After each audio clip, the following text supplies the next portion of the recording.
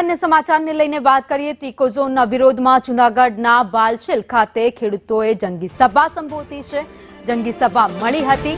ઇકોઝોનના વિરોધમાં 196 ગામના ખેડૂતો અને સરપંચો એકઠા થયા હતા અને વિશાળ ટ્રેક્ટર રેલી કાઢીને ડીસીએફને આવેદનપત્ર આપવા જવાના છે। મહત્વનું છે કે કેન્દ્ર સરકાર દ્વારા જૂનાગઢ, અમરેલી અને ગીર સોમનાથ જિલ્લાને સાંકળતા ગીર અભયારણ્ય અને તેની આસપાસના રેવન્યુ વિસ્તાર મળીને કુલ 1,84,000 હેક્ટર વિસ્તારમાં ઇકોઝોન કાયદો લાગુ કરવાનું જાહેરનામું બહાર પાડ્યું છે।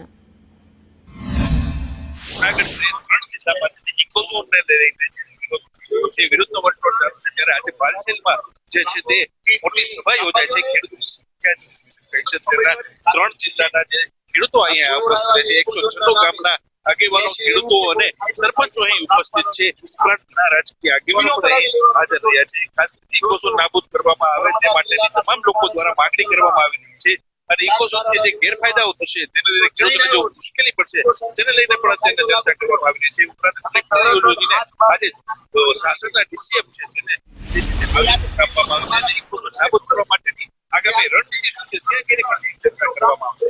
કેન્દ્રનો સંદેશ, શાસન।